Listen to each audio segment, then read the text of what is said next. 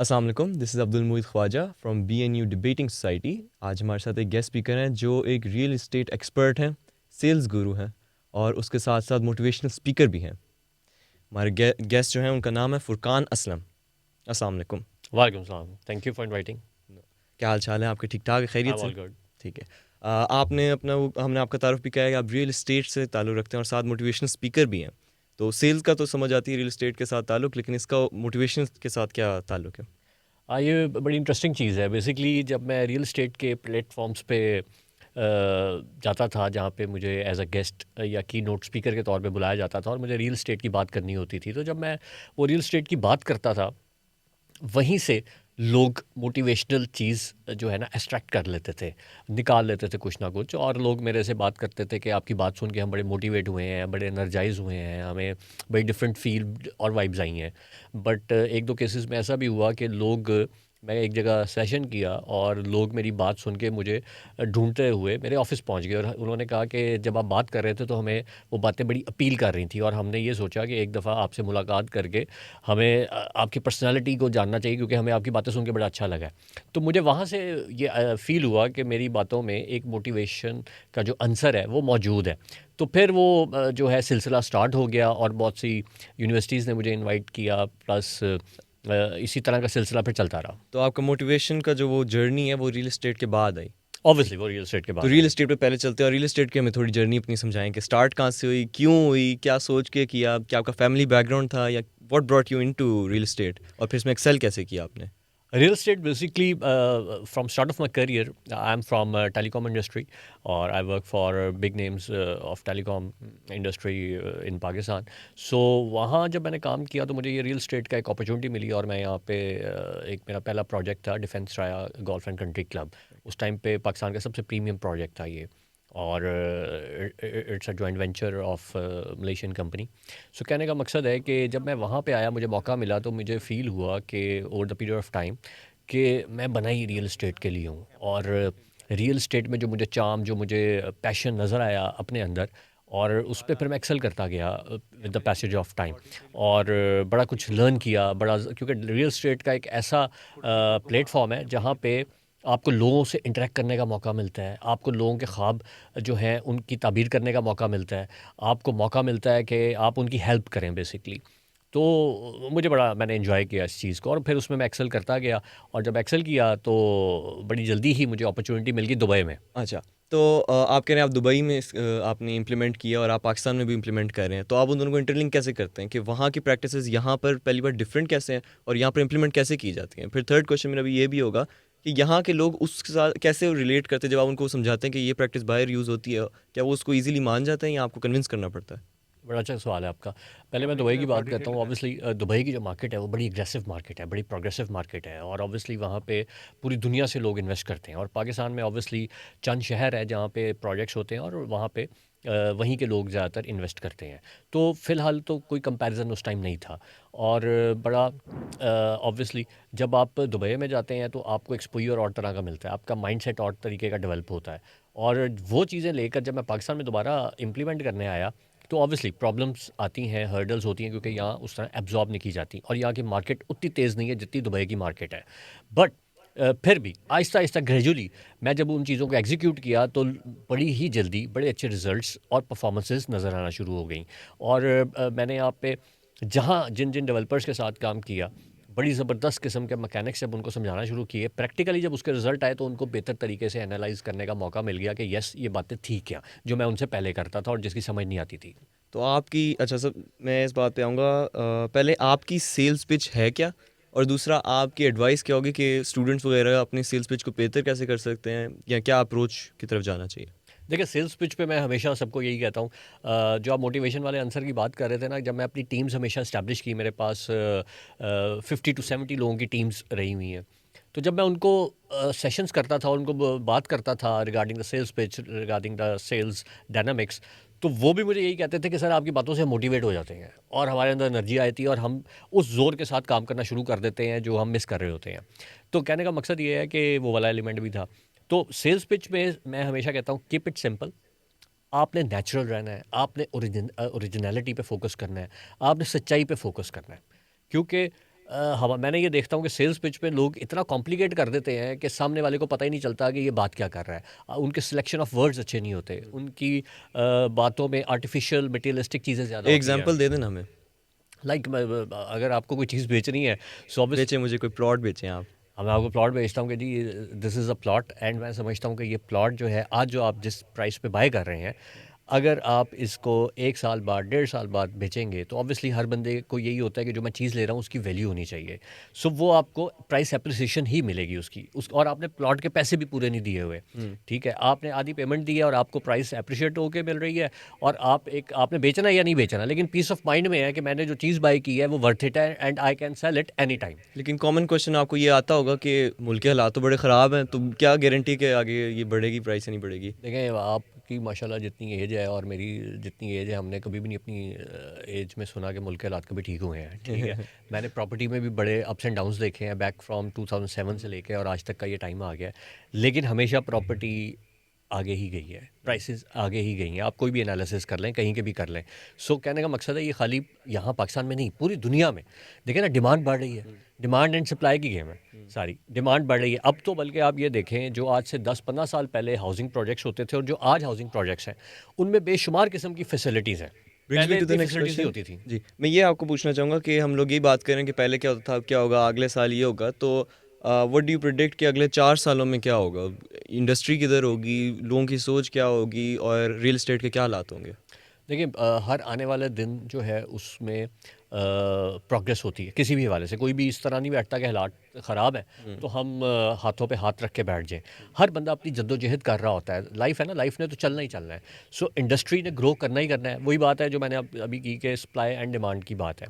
लोगों को जो बच्चा या जो भी प्रैक्टिकल लाइफ में आता है उसकी पहली ख्वाहिश होती है अपना घर बनाना है। ठीक है, सो जब जिसने घर बनाना है उसको ऑब्वियसली आज भी हम अपनी अगर वो नीड देखें तो पूरी नहीं कर पा रहे। ठीक है, तो हमारे पास तो कम है, क्या कहना चाहिए, प्लॉट्स, घर या अपार्टमेंट्स। तो आप इसी तरह देखें कि बड़ी जिद्दत आई है इस रियल एस्टेट की फील्ड में, जहाँ पे लोगों ने पहले सिंपल प्रोजेक्ट्स होते थे, सड़क बन जाती थी, पानी मिल जाता था, लोग समझते थे कि एक अच्छा प्रोजेक्ट हो गया। अब आप वहाँ पे मॉन्यूमेंट्स भी देखते हैं, पार्क्स भी देखते हैं, सिक्योरिटी भी देखते मतलब हैं, आप कह रहे हैं कि बेहतरी की तरफ हैपनिंग्स जाते हैं। रहेगा, सो कभी ये रुकेगा? जाता रहेगा, ये एक रनिंग प्रोसेस है। आप राइट। देखें 2007 में दुबई की रियल एस्टेट मार्केट हुँ, बहुत ज़्यादा हुँ, डेंट पड़ गया हुँ। था उसको। आज आप देखें रियल एस्टेट वहाँ पे जितनी जल्दी ग्रो कर गई है। अच्छा, चलें, रियल एस्टेट का एक आखिरी सवाल होगा, फिर मैं बाकी चीज़ें भी आपसे पूछूँ क्योंकि आप मोटिवेशनल स्पीकर और आप यूथ डेवलपमेंट पे फोकस करते हैं।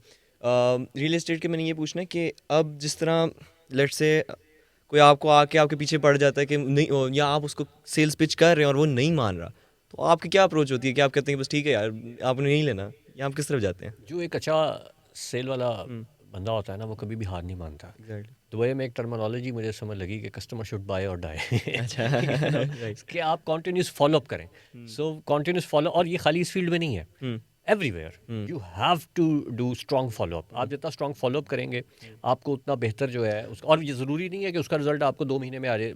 बाजू का साल बाद भी हम वो डील क्लोज करते हैं, क्योंकि और वो तभी होती है जब कॉन्टिन्यूस फॉलो अप होता है। आपकी अप्रोच बाकियों से क्या डिफरेंट है? What makes you you? There is no any excuse, you know. हुँ, कोई भी चीज़ है, हुँ, आपको उसके लिए पॉजिटिव रहना है, ऑप्टिमिस्टिक रहना है। कोई भी सिनेरियो है, कोई भी सिचुएशन है। हुँ। सो मैं नहीं समझता कि आप कभी भी उस चीज़ में ये सोच सकते हैं कि ये एक्सक्यूज़ है या हालात ठीक नहीं है या ऐसे नहीं हो रहा, वैसे नहीं हो रहा। You know, everything you have to be think like a positive thinking. और टेक्नोलॉजी का क्या रोल है आपके रियल एस्टेट के जर्नी में या आपके अभी बिजनेस में? बहुत ज़्यादा रोल है। आप ये देखें कि पहले एक ही एवेन्यू होता था कि आपने क्लाइंट को कॉल करनी है हुँ, और कॉल करके उसने बात सुननी है, हुँ, या उसके पास बाजू का टाइम है, बाजू का टाइम नहीं है।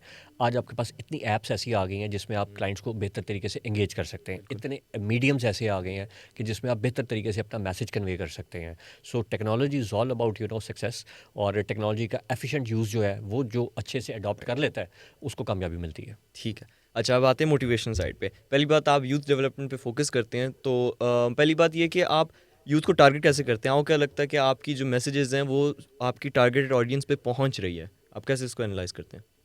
देखिए, उसमें डिफरेंट मीडियम्स हैं जहाँ पे कुछ सेमिनार्स होते हैं, सेशंस होते हैं, यूनिवर्सिटीज़ में होते हैं, और प्लस कुछ ऐसे प्लेटफॉर्म्स होते हैं, कॉन्फ्रेंसेस होती हैं जहाँ पे मुझे एज इनवाइट किया जाता है और वहाँ पे मैं यूथ को अपने साथ एंगेज करता हूँ या यूथ मेरे साथ एंगेज हो जाती है। और यूथ पे फोकस करना बड़ा ज़रूरी है, क्योंकि राइट टाइम पे राइट डायरेक्शन जो है यूथ को दे दी जाए तो आने वाला फ्यूचर जो है हमारे यूथ के हाथ में है, और बेहतर तरीके से वो उसको एग्जीक्यूट कर सकते हैं। और आपके गो टू टॉपिक्स क्या होते हैं बात करने के? देखिए, मैं ये समझता हूँ कि हर बंदा बात ये करता है कि आपने ये चीज़ अचीव करनी है, लाइक आपने अचीव करना है कि आपने किस तरह कोई भी आपका इंटरेस्ट है, आप लाइक अगर कोई मूवी मेकर बनना चाहता है तो वो बता देते हैं कि ये मूवी मेकर आपने ऐसे ऐसे बनना है, बट उसके जो प्रोसेस है वो कोई नहीं बताता, उसके स्टेप्स कोई नहीं बताता। कोई एंटरप्रेन्योर बनना चाहता है, कोई स्टार्टअप है, अब वो कहीं ना कहीं उसको लाइफ में हर्डल्स आने हैं, चैलेंजेस आने हैं, अब वो प्रोसेस कोई नहीं बताता, सब एक अच्छी अच्छी पिक्चर बताते हैं। तो मेरा फोकस ये होता है कि मैं यूथ को एंगेज करूँ कि चैलेंजेस भी आने हैं, आपको आपको हार्डशिप्स भी आने हैं, आपको उसको ओवरकम करना है, डैट इज़ तो इंपॉर्टेंट। हर वो कैसे करना है, ये मेरा। तो सारे स्टूडेंट्स जो होते हैं वो अब हर बंदा तो नहीं खुल के बता देता कि मेरे ये चीज़ें या ये मेरे ज़हन में है, तो आप उनके साथ कैसे एंगेज करते हैं? मैं वही कह रहा हूँ कि हाँ, आपके गो टू टॉपिक्स क्या हैं जो आप समझते हैं कि सब शेयर कर रहे होंगे, ये टॉपिक्स या ये मसले या ये वो? हाँ, इसमें ये बड़ा इंपॉर्टेंट होता है कि इंटरेक्टिव होना बड़ा ज़रूरी है।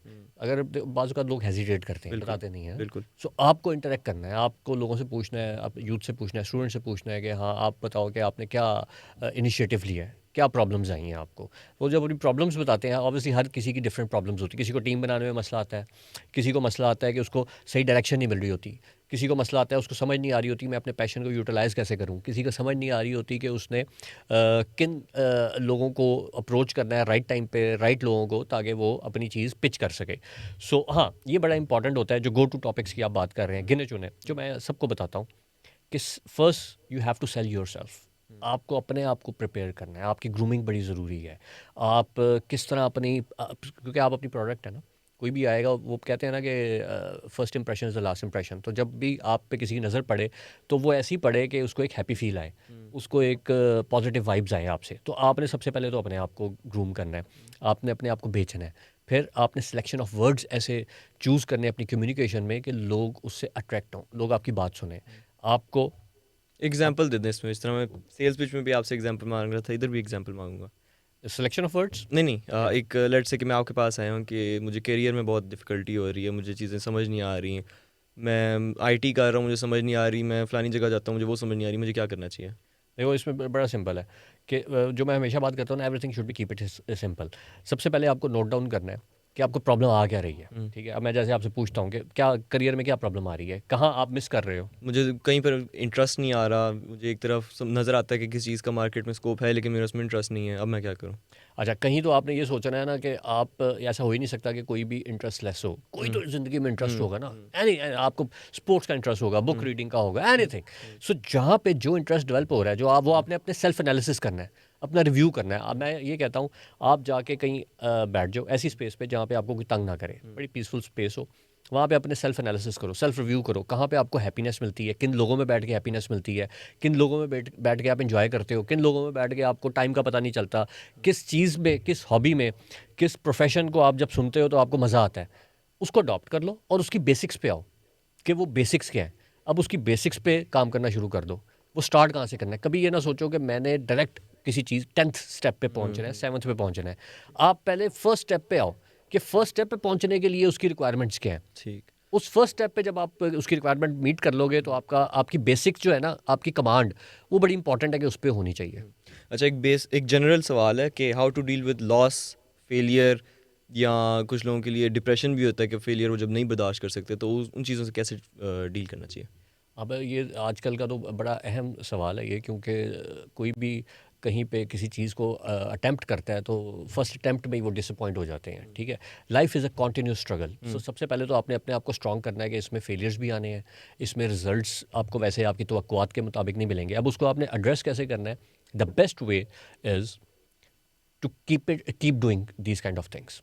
आप अगर किसी चीज़ में फेल हो गए हैं, दोबारा करें, दोबारा करें, दोबारा करें। आपको लाइफ में बड़ी एग्जांपल्स मिल जाती हैं। आप बुक रीडिंग्स करें, आप यूट्यूब पे वीडियोस देखें, आपको बड़ी एग्जांपल्स मिलती हैं कि कई लोगों ने 100 दफ़ा किसी चीज़ की ट्राई की और 101 टाइम जाके वो चीज़ में उनको सक्सेस मिली। इसी तरह बड़ा इंपॉर्टेंट होता है, ये तो हम चलो आइडियलाइज जिनको कर रहे होते हैं उनको, उनकी आपके सर्कल में आपको बड़ी ऐसी एग्जांपल्स मिल जाती हैं, आपके रिलेटिव्स में, आपके फ्रेंड्स में, आपके सराउंडिंग्स में, कि बहुत से ऐसे लोग हैं जो फेल हुए, जिन्होंने लेट्स सपोज कोई दुकान खोली, नहीं चली, ठीक है, फिर उन्होंने कहीं और जाके वो दुकान खोली, फिर उन्होंने उसमें थोड़ी सी इनोवेशन की, फिर उन्होंने उसमें थोड़ी सी स्ट्रेटजी चेंज की, करते करते 4-5 साल में वो चलना शुरू हो गई, सो कहने का मकसद ये है कि keep doing and keep doing.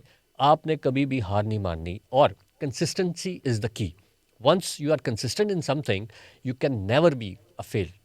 अच्छा, what is the best career advice जो आपको मिली हो, और फिर वो एक एडवाइस दें जो आप लोगों को देंगे। देखिए, अपने पैशन के पीछे भागें। नहीं, पहले आप मुझे बताएं कि आपको क्या सबसे बेस्ट एडवाइस मिली है। मुझे सबसे जो एडवाइस, बेस्ट एडवाइस मैं समझता हूँ जो मुझे मिली है, कि be your self. Be your self, ये जो मुझे कहा और मुझे ये बात बाद में समझ आई कि this is very important thing. कि हम क्या होता है कि हम आइडियलाइज जिनको कर रहे होते हैं अपनी सराउंडिंग में, हमने अपना फ्रेंड देख लिया, उसको बाज़ औक़ात फॉलो कर लेते हैं, किसी सेलिब्रिटी को देख लिया। सो आपकी आइडेंटिटी बड़ी ज़रूरी है कि आप सबसे पहले तो बी योर सेल्फ हो। हर बंदे की डिफरेंट स्ट्रेंथ और वीकनेसेस हैं। सो आपको अपनी स्ट्रेंथ पे चलना है, और अपनी स्ट्रेंथ को आपने अडॉप्ट कर लेना है कि वो कौन सी हैं जिन पे आपको सक्सेस मिलनी है, ठीक है। और जो मैं ये समझता हूँ कि पैशन जो है, आपने अपने पैशन के पीछे भागना है, वो कोई भी चीज़ है। आप पैशन के पीछे भागेंगे, आपको कामयाबी भी मिलेगी, आपको ज़िंदगी की हर फैसिलिटी भी मिलेगी, आपको लोग पसंद भी करेंगे, आप लोगों के साथ लिंक भी करेंगे। और इसमें जो सबसे इंपॉर्टेंट चीज़ है, जो चीज़ कहें या बात करें या करें, सच्चाई से करें। उसमें जो है ना, सच्चाई का आंसर बड़ा इंपॉर्टेंट है, क्योंकि जो चीज़ दिल से सच्चाई के साथ निकलती है वो दूसरे पे असर ज़रूर करती है। बिल्कुल ठीक है। एक क्वेश्चन वापस रियल इस्टेट का जो मेरे जहन में आया कि व्हाट इज़ द मिसकंसेप्शन जो लोगों को अक्सर होता है, और अगर आप करियर एडवाइस भी दे रहे हो तो लोगों के जहन में आता होगा एक मिसकंसेप्शन रियल इस्टेट का, वो क्या है और उसको आप दूर कैसे करेंगे। रियल इस्टेट का ऑब्वियसली, क्योंकि पाकिस्तान की जो रियल इस्टेट की मार्केट है वो ज़्यादा ऑर्गेनाइज नहीं है, हम्म। तो यहाँ पे डिलीवरी बाज़ लेट हो जाती हैं, तो ऑब्वियसली लोगों को होता है कि हमने लिया था, हमें टाइमली डिलीवरी नहीं मिली। तो मैं उस पर ये कहता हूँ कि हमेशा वहाँ आप अपनी इन्वेस्टमेंट्स करें, या वहाँ पे आप परचेजिंग करें जहाँ पे बड़े ग्रुप्स हैं, जहाँ पे क्रेडिबिलिटी है, जहाँ पे डिलीवरी टाइम पे हुई हुई है। हमारे यहाँ पे रियल इस्टेट में क्या होता है कि वही वाली भाग दौड़ वाली बात है कि कहीं की हवा चलती है, सब बगैर वेरीफाई किए, इन्वेस्टिगेट किए, रिसर्च किए लग जाते हैं। वो फलानी जगह बड़ी चल रही है, अच्छा वो जब वो बबल बर्स्ट होता है अब वो फंस जाते हैं। सो कहने का मकसद ये है कि आपको रिसर्च करनी है, वेरीफाई करना है। आजकल तो बड़ा आसान हो गया है, आजकल तो आप वन विंडो सेल एलडीए में जाएं, आपको क्यूआर कोड्स मिल जाते हैं, आपके पास डिफरेंट प्लेटफॉर्म्स हैं। सो आप अपनी रिसर्च करके इन्वेस्ट करें। ठीक है। और एक आपसे एक थोड़ा इन दोनों से हट के या इन दोनों को मिला के एक सवाल होगा कि what's your perfect evening, ideal evening क्या होगी फुरकान असलम के लिए। आइडियल इवनिंग मैं ये समझता हूँ कि आपने पूरा दिन अपनी एनर्जी को यूटिलाइज़ किया है for the betterment of yourself, then आपने माशरे में कुछ कंट्रीब्यूट किया है। पूरा यूटिलाइजेशन ऑफ योर एनर्जी करके आप रात में उस सुकून में बैठे हुए हैं कि आज आपने ज़िंदगी में कुछ ना कुछ किया है, कंट्रीब्यूट किया है, और उस टाइम की वैल्यू क्रिएट की है। ठीक है। It was a very fun and nice innovative talk, आपके साथ बहुत मज़ा आया डिस्कशन करके। सेम है। ठीक है, और कोई अगर आपका मैसेज है तो आप लोगों को पहुंचाना चाहें तो। ऑब्वियसली मैं यूथ को, जो हमारे स्टूडेंट्स हैं, हमारी यूथ है, उनको एक ही मैसेज दूंगा, बी कंसिस्टेंट, अपने पैशन को फॉलो करें, और कभी भी किसी चीज़ के लिए जो है हार नहीं माननी चाहिए। हो सकता है सक्सेस आपको 2 साल बाद ना मिले, 3 साल बाद ना मिले, 4 साल बाद ना मिले, लेकिन अगर आप कंसिस्टेंट हैं तो सक्सेस से आपका मुकद्दर है। बाकी good luck to your new journey, जो मोटिवेशन स्पीकर के आपने बताया रिसेंट है, so good luck for it, more prosper to it इंशाल्लाह। बाकी आपका रियल एस्टेट भी अच्छा चलता रहेगा, तो इंशाल्लाह will have a discussion very soon. It was a very nice, it was a pleasure meeting. This is Abdul Mueed signing off from BNU Debating Society. Our guest Furqan Aslam. Thank you.